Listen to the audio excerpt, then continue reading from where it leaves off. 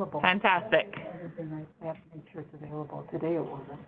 Hi, is everybody available? Are we all live and audio?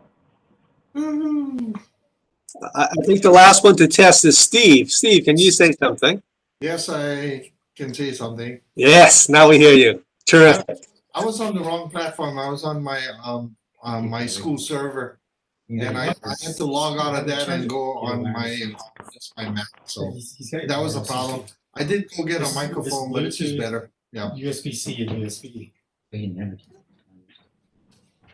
All right, good morning. This is James McCulley. I'm the chair for the Board of Appeals. I'd like to call this meeting to order. This is the Board of Appeals meeting of Friday, August 14th, and we are virtual. This is a live stream meeting.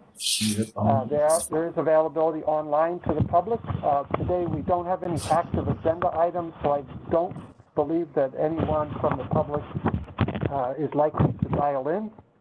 I'd like to remind everybody to turn off their cell phones and any other mobile communication device. I'd like to apologize for having my back to you.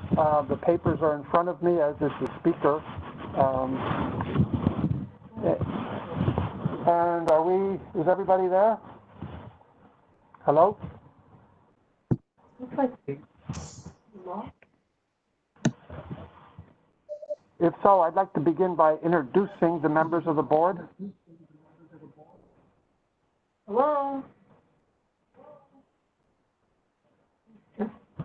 Hello?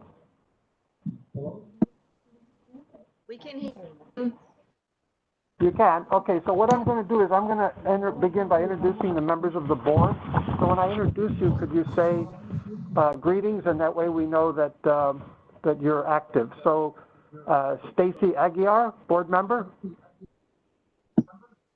Good morning. I'm here and I can hear you folks, and hopefully you can hear me. Yes, Stacy, you're clear with me. Steve Hirakami. Present. Thanks, Steve. Springer K. Hello, Springer. No. Let's try Hello, something else. Springer. You're active? Hello? Can you hear me through the computer better? Yes, this is better. Were you on mute earlier, or were trying to do something else? I had called in by phone because I thought the computer wasn't working. Okay, you're a little garbled, but we can hear you. Heather Kimball? Present, good morning. Hi, good morning, Heather. We have two new board members. As I introduce you, could you tell us just a little bit about who you are? Because normally we would meet and we'd have a chance to do a breakout or introduction. So if you could just let us know, Justin Lee. Hi, good morning. Hi, Justin. You've just joined the board. What's your background and interest? Well, I'm an attorney. I've lived on the Big Island for about 8 years this month. So Great. yeah, I have an interest in Hawaiian history and history in general. Great, thanks. Welcome aboard. Look forward to meeting you in person when we're allowed to do those kinds of things. Same Is here. this Danielle or Neil Thomas? You prefer Neil? Aloha, everybody, and it's good to see you all. If you take the DA off my given name, Daniel, you get the curious spelling of Neil. That's how I'm known. I live in Waimea. I've been active in a variety of arts-oriented organizations, including the Symphony Orchestra for the Big Island, and I'm vice president of the West Hawaii Mediation Center. Great, thanks. Our counsel today is Diana Mellon Lacey. Good morning. Our staff today, if you might have recalled that Ron Whittemore has left the department, and he's been replaced by Bethany Morrison. Aloha, good morning, everybody. Our CONUS staff is represented by Rob Leisure. Is that correct pronunciation, Leisure? Yes, that is. Thank you. All right, he's our WebEx host. And then do we have Noriko Sauer? Yes, I'm here. Good morning, everybody. Okay. And then from the Hilo office, we have Melissa Dayakan? Dakayan. Hi. All right. So is there anybody else active on the call from the public or from any other staff or administrative? If not, we had an agenda, and I will go over the agenda items. I'll read them in. Wood Valley Capital LLC, it's BOA 19-000233. This matter has been continued until December 11th. The second item is Lorraine Walsh, Board of Appeals 20-000245. This matter has been continued until October 9th. And the third was Joanne Icovino, Board of Appeals 20-000261. And this matter too has been continued to October 9th.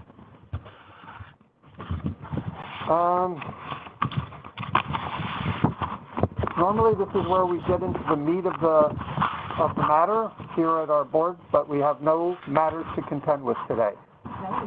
The point of today is to get online, see how we conduct ourselves virtually. At this point, I'm going to move on to the approval of the minutes from February 14th. Has everybody got a copy of the minutes and had a chance to review them? Yes. All right. Yes. Everybody else? Yes. Okay. Steve? Yes, I am. Okay.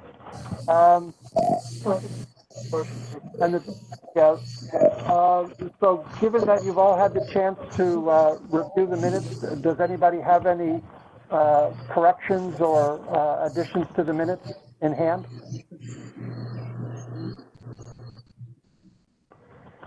If not, I'll call for a motion to approve as read. This is Heather Kimball. I'll approve the minutes as read. Thank you. May I have a second? This is Steve Herkami. I second the motion. Thank you. It's been moved and seconded that we approve the minutes as read. All those in favor, say aye. Aye. Aye. Oh, we should do a roll call. No, I'm sorry. Hey, folks, let's do a roll call because we don't want all this shouting. All right, so begin with Stacy. Aye. Thank you. And Springer. Aye.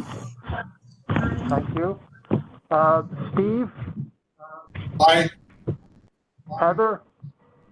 Aye. All right, and Chair McCulley votes aye. Justin and Danielle or Neil, because of your recent addition, will dispense with your familiarity with the minutes, and we will rely on the quorum present in the five of us. So Yes, the minutes are approved as read. The record should simply reflect the newcomers as abstaining, I believe. All right, thank you, Rob. Let the record reflect that. Let's see. Does anyone have any issues that they want to raise about this WebEx platform and what we might do from to improve come September when we have should have some live matters? Is everybody comfortable with this process?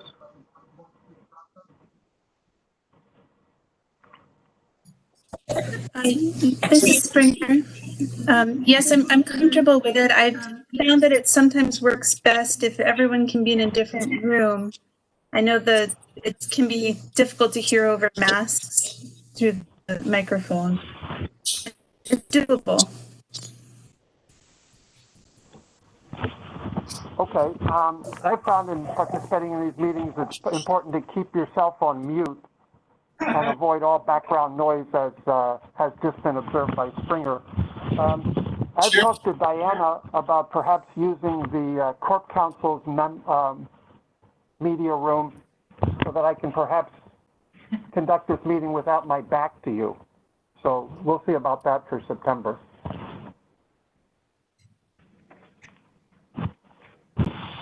Anybody else? I'm getting like a feedback from you. I'm not sure where that's happening if it's, because you're online and on the phone, but I'm hearing you twice. It's not happening with the people on the phone, but from the room I'm hearing duplicate. So we have an echo? The only thing, I think that's... All right. Bethany is checking from the setting or adjustment. We'll only be picking up through the phone. This is Stacy. I think you folks have an echo because not only are you logged on by phone, but I think we can hear you as well through your computers because I can hear all the rustling. I'm just not sure through the video where your microphone is at. So it appears the microphone is working. Hey. All right, Stacy, I think you've untied the knot. Thank you. All right, well, is there anything else that we could do today that's productive? I think we can go over the administrative matters, the status of the appeals, and the status of outstanding petitions. All right. So the status of the appeals that have been filed, we have Kelbird. I understand an answering brief has been filed in that case, and the appellant's reply brief is due in about a month in that one. So there's no word yet on oral argument. Adelkoff and Wynn Borisov are both fully briefed. So we're awaiting word on oral argument. And Rohr has yet to file her opening brief. So that's the update on those 4 cases. Okay. Chair, Bethany, is there any... can I ask a question about how all of the outstanding non-conforming use permits on agricultural land will be impacted with the LUC's decision? Okay, Bethany will now discuss that. So we have 19 of those cases that were subject to that decision. The LUC did meet yesterday and voted unanimously in favor of the county in their request for determination that a STVR cannot be allowed in a farm dwelling on agricultural land. And so with that decision, obviously the petitioners have some things to consider whether they want to continue with their appeal or withdraw or what they're going to do. So we're kind of waiting to hear from those petitioners. But again, that was 19 of our cases. So that would really help us on our caseload right now. Other than that, we have 7 cases scheduled for the September meeting, and then remaining 15 scheduled for October. So we still have quite a heavy lift in caseload, but we're hoping that we can cut it in half with those other decisions.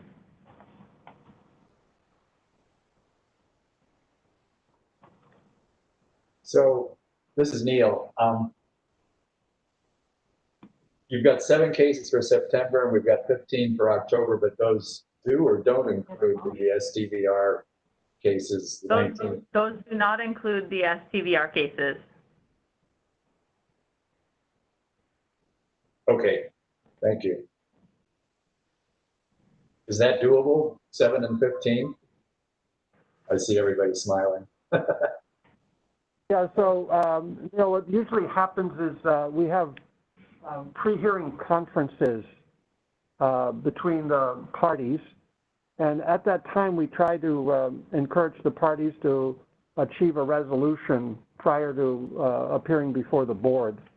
And frequently, that is able to be accomplished, or the matters end up frequently being continued as they reflect upon the substance of the record on appeal.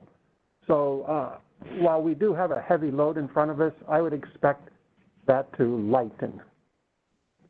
And, we'll see. You can never tell. and on those pre-hearing cases, do you as chair or any member of the board sort of moderate those discussions, or is it all done at the staff level? The chair is in attendance, or if the chair is not available, then the vice chair or another member would always be there for the pre-hearing conferences. And then all the parties or their counsel is there. And yes, to be clear, all the parties and their counsel, or if they're pro se, are in attendance. Of course, now it's virtual, frequently virtual. But go on. I imagine those meetings are not public, right? Pre-hearing conferences. No, they're not. No, those are not. Thank you. You're welcome.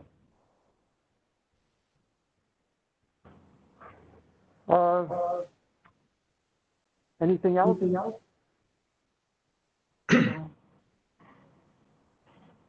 have any announcements? I have no announcements to make. Does anybody have any announcements? Yeah, Chair. Yes.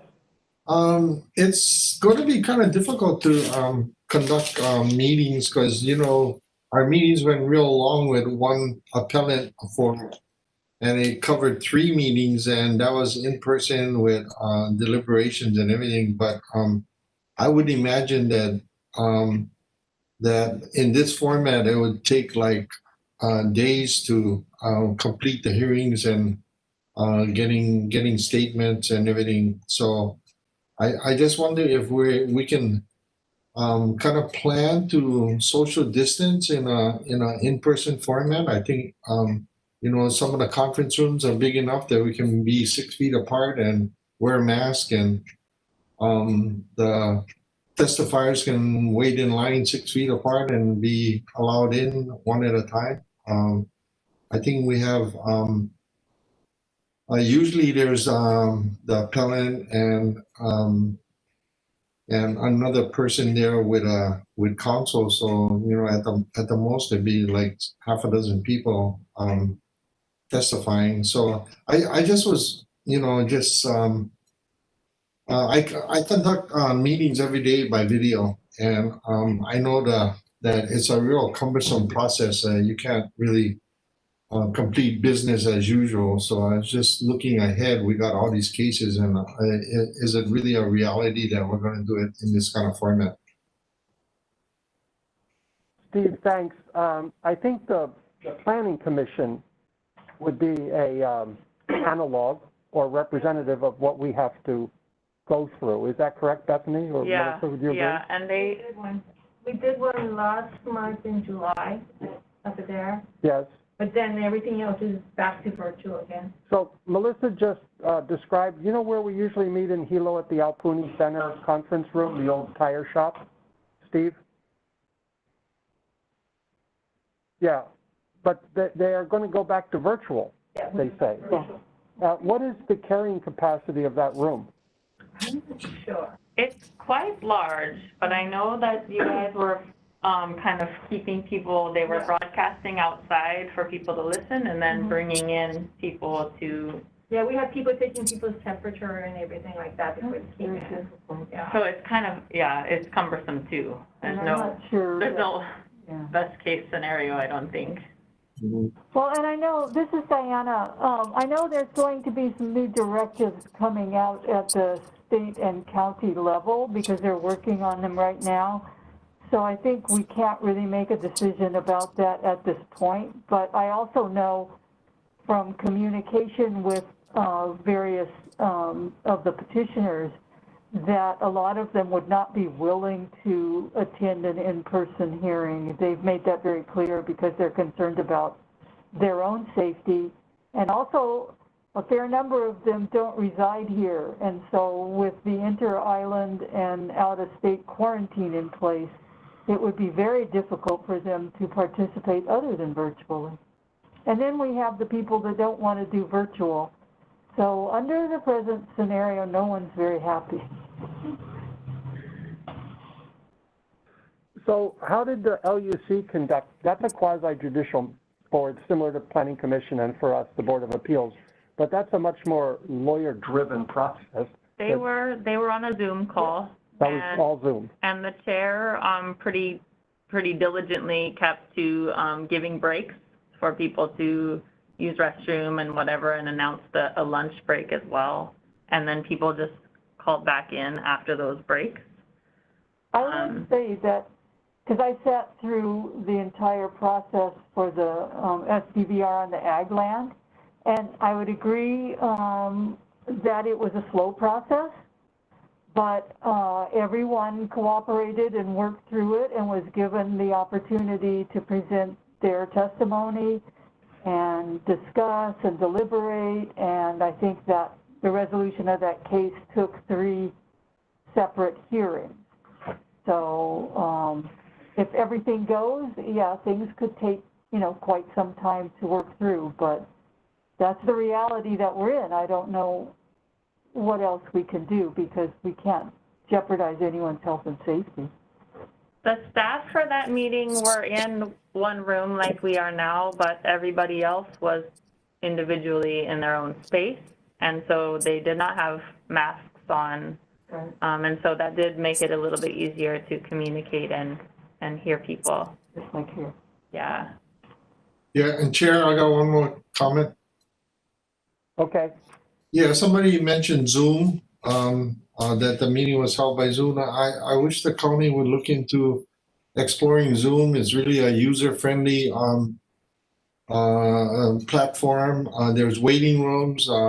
It's easy to moderate. You can share screens and you can record. And I've been using it almost daily. And it's a way easier platform to use than this WebEx for sure. So I just heard that the state used Zoom. So if the state used it, why can't the county? But just explore it because it's I find it way more user friendly, and our staff loves it. So yeah. We have definitely raised those issues with our Department of IT for the same reasons as you mentioned. But as of now, the county is not allowed to use Zoom as a platform. So we'll see if that changes. Otherwise, we're trying to use WebEx as our platform. There are several levels of Zoom. There's the one that's free. And that one isn't as secure as a purchase, like a subscription to Zoom, which can accommodate, up to 100 people, and it's more private. And like I said, that subscription to Zoom is way different than the public Zoom that you can just go online and click Zoom and get a meeting. So anyway, just to let you know. Thanks, Steve. Rob, are you our IT specialist in planning now?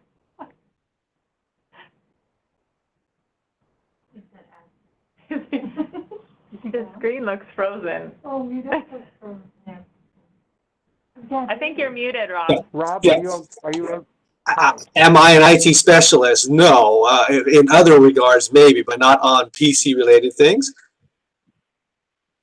Okay, because I know you're the one who sent us out the information about how to get online and to try to get comfortable with this platform. So I'm just curious if you were that guy. Well, no, we have a small group within our planning department that's trying to work with identifying the right tools to use for community engagement. And so I'm working within that small sub-team. And then we are, as Bethany says, raising the issues to the IT department itself to see how far can we go in exploring other tools. So we will continue that process. Great. Does anybody else have anything to bring to our attention?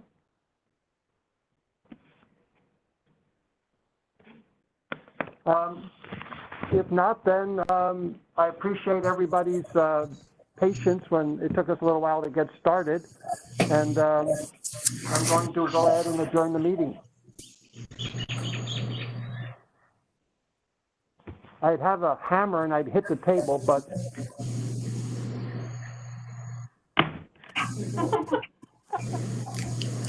Aloha, everybody. Thank you. Aloha, be safe. Thank you.